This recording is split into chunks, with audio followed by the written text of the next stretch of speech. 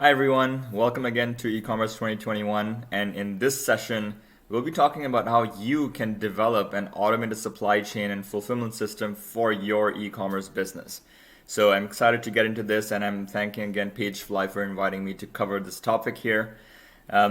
This is what we have planned out for you. I've split this up into three different parts depending really on where your business is and how far it has scaled and what your fulfillment options are at each stage of your business, whether you're a beginner, whether you have crossed about $10,000 per month in sales, or whether you're a big fish and you've crossed $100,000 per month in sales, what you can achieve at each of those stages to automate your supply chain.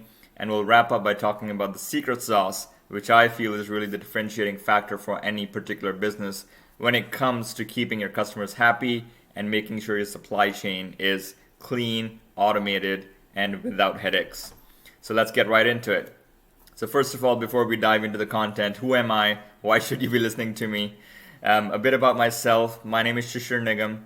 And first and foremost, I am an online e-commerce store owner myself. Me and my wife, Namrata Nigam, we got started in the e-commerce business a few years ago. And it's been an exciting journey. We've been able to operate multiple different websites and brands. Some of them have exceeded 7 figures in sales now. We've been featured by Oberlo, our journey. In the process, we've also founded the Dropshipping Council, which is a private mastermind community of online store owners who have exceeded at least $100,000 per month in sales. And they get access to a private community where we can network with each other, access exclusive masterclasses, and get the benefit of 35 plus different partner agencies. So if you're operating a business at a scale where you have crossed $100,000 per month in sales, definitely check out the Dropshipping Council because you may qualify to join. Finally, I'm also a mentor, and we have our own YouTube channel called Journey to Freedom, where we're teaching many beginner store owners on how to get started. That is how we learned many of our stories and many of our lessons in the beginning. A few highlights here again. In the beginning, we learned a lot from others and the failures and successes of others on YouTube and Facebook. So that's how we're trying to pay back a little bit now through our own channel and, teach others on some of the mistakes that we made and how they can avoid that. So enough about me. Let's dive into the content right here. As I mentioned, I've segmented this in 3 different ways depending on the scale of your business so that each one of you can take out something from this presentation. So first off, let's start off with fulfillment options if you're a beginner. If you're just starting off your own online store, you're probably drop shipping from AliExpress or from some other source. What can you do to get your fulfillment in place? Now, in the beginning, normally what happens is most people start off with obviously just shipping from AliExpress if that's where you're ordering from, choosing the AliExpress standard delivery option, and that's typically going to take you 2 to 4 weeks to deliver to your customer, right? That's usually, if you're lucky, it will arrive in 2 weeks and your customer is happy. But this is also a good time to experiment with domestic fulfillment. So there are many suppliers on AliExpress who have US warehousing, right? So they're able to ship domestically through UPS or USPS and get to your customer in 5 to 7 days. So oftentimes on AliExpress, you'll see this kind of a delivery option to deliver from the United States. So that can be one way to improve your fulfillment speeds, especially when you're in the beginning and you don't have too much scale. Now, you can also be exploring many alternative suppliers outside of AliExpress at this stage. And I've taken a snapshot of some of the more prominent ones here. So there's CJ Dropshipping, Udroppy, DSers, who are all having their own, inventory selection, first of all. And many of them do have options for you to fulfill from different locations around the world because they have that scale. So many of them have, warehousing in the US and Europe in different places. So that can also be another way to speed up your fulfillment times without really, making too much of an investment into the process. You can also explore US-based and European-based suppliers like Spocket and Zendrop. Again, these are also avenues that you can explore to find suppliers who are shipping locally. Typically, the quality is even better than many of the suppliers you find on AliExpress. You may pay a premium in cost, but the quality is better, the shipping times are better. So these are all alternatives you can explore as a beginner when it comes to fulfillment options for your business. Now, moving on, let's say you're now at the stage where you have gained some traction, you have a few products that are doing well, they're your best sellers, and you're starting to hit about $10,000 per month in sales. Now that's when things get interesting, because that's when you're at a stage likely where it's getting difficult to manage all those orders that are coming in. And likely, it's a time drag, it's a time investment for your business. So what can you do at that stage to make things a bit more automated, right? And make things a bit more streamlined so that you don't have to be the one individually fulfilling orders on Oberlo or Siege Dropshipping or wherever, right? So let's talk about that. First thing that I have to tell you is at that stage, once you have crossed about $10,000 per month in sales, please don't be relying on fulfillment from AliExpress anymore, because they're not reliable, right? In small volumes, 1 or 2 orders per day, it's okay.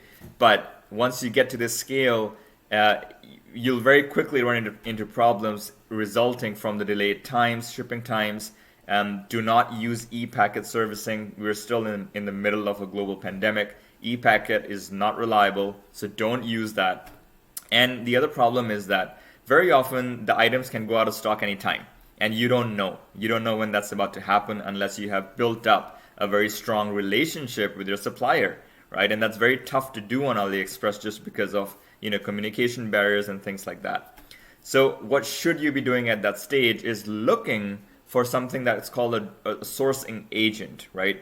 And these are basically third-party logistics companies that are based typically near the manufacturer. So if you're sourcing out of China, many of these sourcing agents are located in China, and they have direct relationships with many of the factories that are supplying these products to your customers, right? So how do you locate them? There's a ton of Facebook groups on e-commerce and dropshipping out there.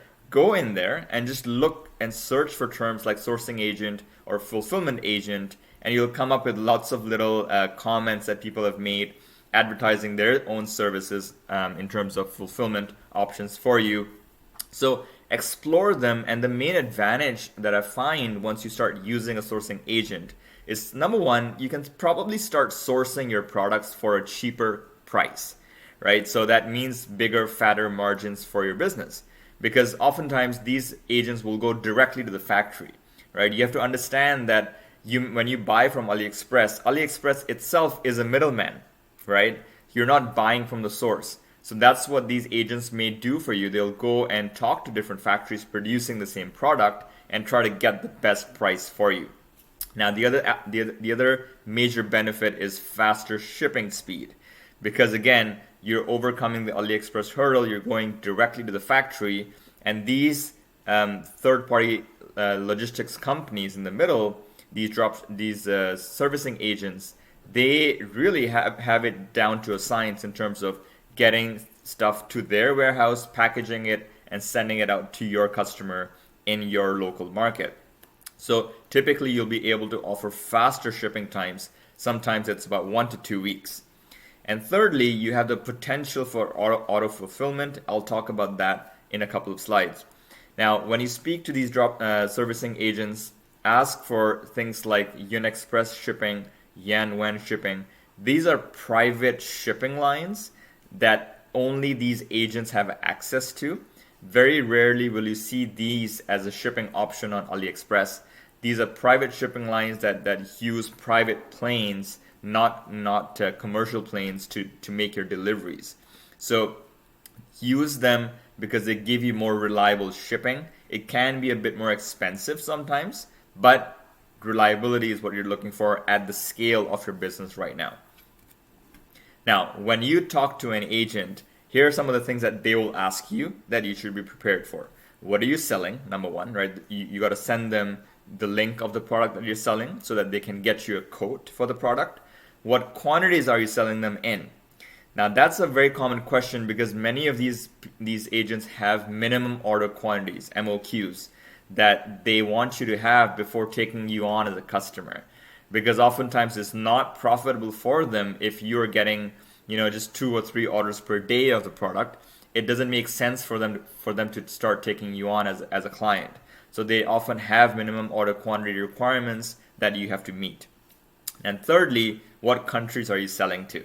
So that is again a question, because your cost of fulfillment will depend on the countries you're shipping to. Is it the US? Is it Australia? Is it the UK? Is it all of Europe? Where are you shipping to? So be prepared to answer these questions. Now, things that you should ask them, right? Just as important, don't be just answering questions. Make sure you ask them these questions that I've highlighted here, right? Ask them things about how large their team is, how established are they, right? Where are they located? Ask them that, because oftentimes the proximity to the factories makes a difference in terms of the domestic shipping times within China, right? If they're in the same city where most of the factories are, oftentimes they can get the product within a day. If they're in a further away city, it can take 2 to 3 days for them to get the product before they can send it out to your customer, right? So that's another lag in your delivery time. Ask them, obviously, as I mentioned, the type of shipping options they have, which private shipping lines they can offer to you. Ask them whether they're able to offer a flat rate shipping to different e-packet countries. Now, this is a major advantage for you as a business owner, because if you know that your costs are the same regardless of the country you're shipping to, that makes life a lot easier for you in terms of how to price products, right?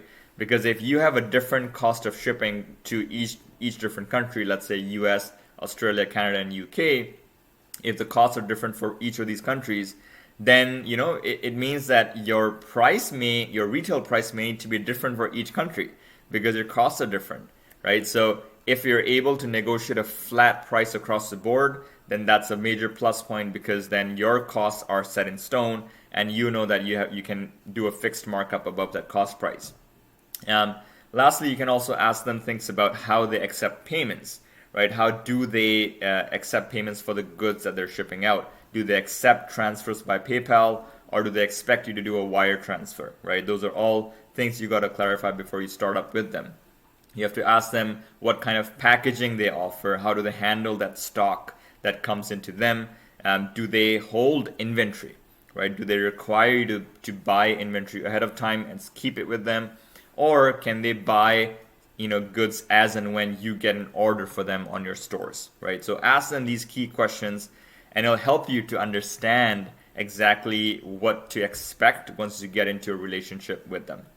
So those are all points to look at when you're at a scale where you're doing about $10,000 per month in sales.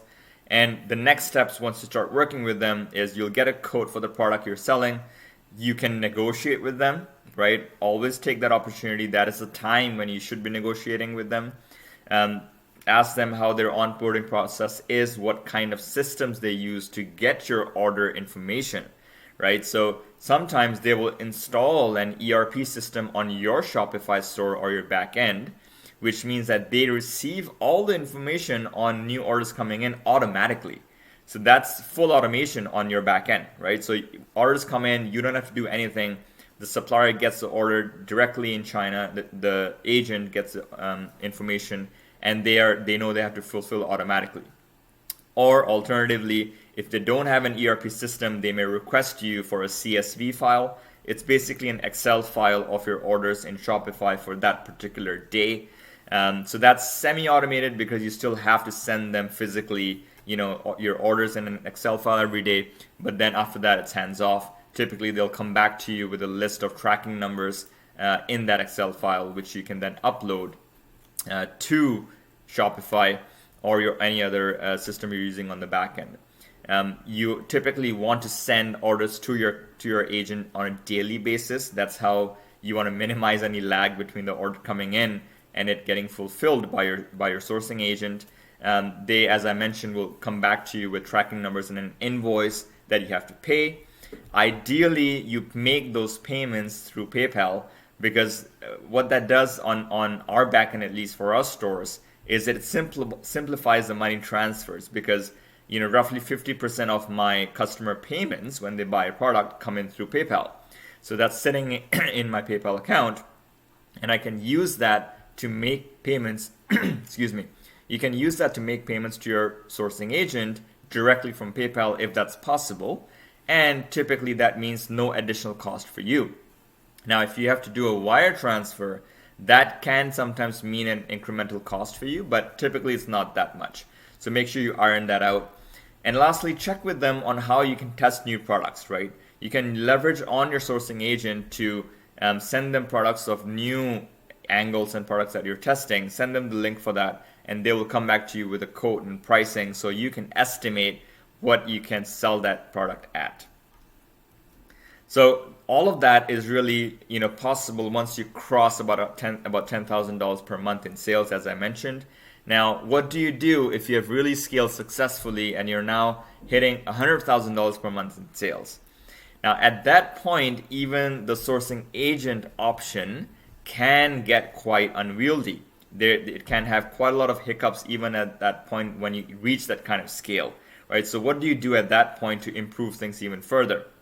Now, here's what we have done internally in our business. That's the stage at which you should start exploring how you can hold physical inventory in the markets where you're selling these products, right? So there's a few major advantages to that. First of all, you can likely acquire products at a much cheaper price because you can buy in bulk from places like Alibaba, right? So instead of going through the agent, you are now going directly to the factories which are on Alibaba who are producing these products, right? So again, you're cutting out one more middleman because you have the buying power with the amount of volume you're moving. Secondly, once you have that inventory in the local market, maybe it's the United States, you can offer faster domestic shipping to your customers, so 3 to 5 days. And that can mean a huge difference to your customers in terms of the trust factor. If they see that you're shipping domestically from the US, and you're able to offer 3 to 5 day shipping, they think of you as a trustworthy brand that's somewhat like Amazon now, able to offer domestic shipping with fast shipping days, right? And lastly, at that kind of scale, you can typically have the manufacturer on Alibaba customize and brand your product and packaging with your own logos, right?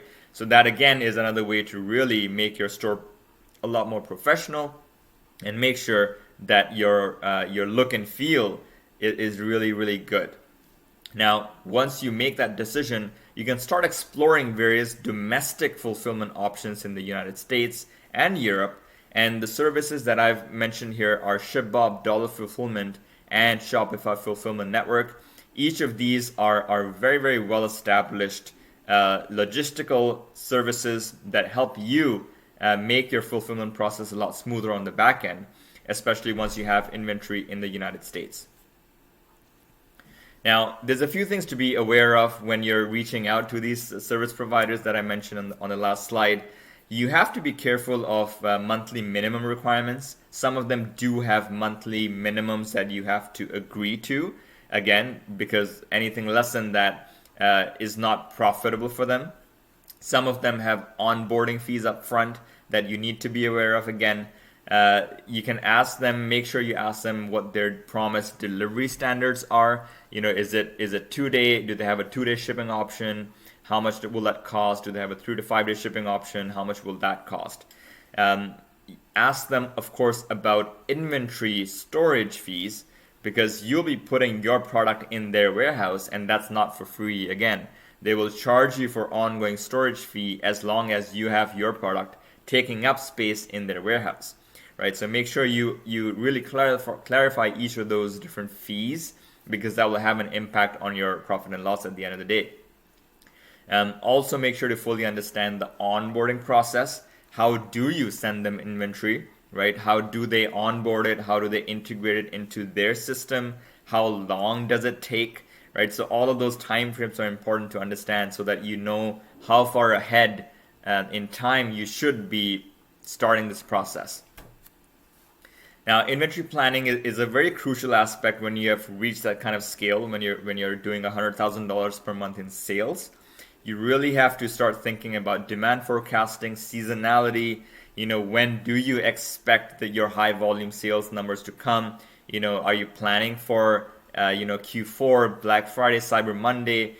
what kind of demand and purchases are you expecting. You have to start forecasting that, because that has a direct impact on your cash flows, right? Because if you're building and buying inventory ahead of time, the biggest hit that it will have is on your cash flow, because you're investing money up front to buy that inventory before your sales come in. So as I mentioned, there's lots of advantages to that, but the major downside is that you're locking up that money, and that's a direct impact on your cash flow. And for an e-commerce business, it's cash flow is everything. So really, you have to be very careful of the timelines. And as I mentioned, you have to take into account how long it takes for the company to onboard your inventory into their systems, how long it will take you to get the product out of China to your domestic market, the customs times. You have to assume that hiccups will happen, okay? It's very rare almost that everything goes very smoothly. So assume that you will have interruptions in this process, and plan for them, right? Plan for the day when your goods are stuck in customs in the United States. What will you do at that point? Do you already have some stock in the warehouse? Do you have some alternative means of fulfillment that can keep your supply chain going, right? Sometimes there may be export delays from the Chinese side. So you really have to think about all those aspects. Talk to your, sometimes your sourcing agents can actually help you with this process, because they deal with these customs process sometimes quite often. So talk to as many different sources as you can to really streamline the process and prepare for the eventuality that sometimes you will get hiccups in your importing process. Now, let's talk about the secret sauce. Okay, I've talked about different supply chain options for you at different stages of your business. Now, the secret sauce, in my opinion, is that service trumps speed. Okay, in all the previous options, the focus was the speed of fulfillment, but generally, you would be surprised at how patient your customers can be, as long as they know what to expect, right, in terms of your delivery time frame. So make sure you're very empathetic with them. Prioritize customer service. Really, that is the biggest thing that I can tell you when it comes to happy customers. It's all about your customer service. Delivery speed and things like that is probably second or third priority, right? So service really trumps speed. And make sure you just tell them what to expect. That's all they want. As long as they know that, okay, they'll take me 1 or 2 weeks to get my product, they're okay with it, right? And if they reach out to you to figure out where the product is, make sure you get back to them in 24 hours. Tell them their tracking updates, right? Keep a very detailed shipping FAQ on your website so that people know where to go to ask questions and get them answered, right? So customer service is a really important aspect of having this supply chain automation. Finally, stay on top of the latest developments. You can often find newer, faster shipping options that are being created by different companies. For example, with companies like CJ Dropshipping, oftentimes, even though you're just starting off as a beginner, you can get customized packaging, right? Which is something we talked about at bigger scale. So, stay on top of these developments, because you can take advantage of these from the services as they're coming in. At later stages, when you're starting to hold inventory, it's all about the planning. As I mentioned, you have to treat it like a business. You have to forecast your demand, your inventory, your supply, your timelines, any hiccups that are happening, and most importantly, your cash flows, right? You have to forecast your cash flows in those peak periods. Are you going to have enough to run your ads? Are you going to have enough to pay your suppliers? So make sure you try to plan that out as much as you can. And realize that taking inventory risk at larger scales in your business is inevitable. That is how you grow. So be prepared to learn from the mistakes that you make at that stage of your business. So I hope that's been helpful to all of you. If you'd like to get in touch with me, you can find us on the dropshippingcouncil.com. If you feel that you have reached a scale where you qualify, we have a minimum qualification criteria of $100,000 per month in sales, then this community definitely could be something that you may qualify for. So check out the website, see if you qualify. And if you want to reach us directly, you can find us on our YouTube channel as well, Journey to Freedom. You can make a comment on our videos and we'll definitely get back to you personally. We respond to each and every comment directly ourselves. We don't have any VAs that are doing that for us.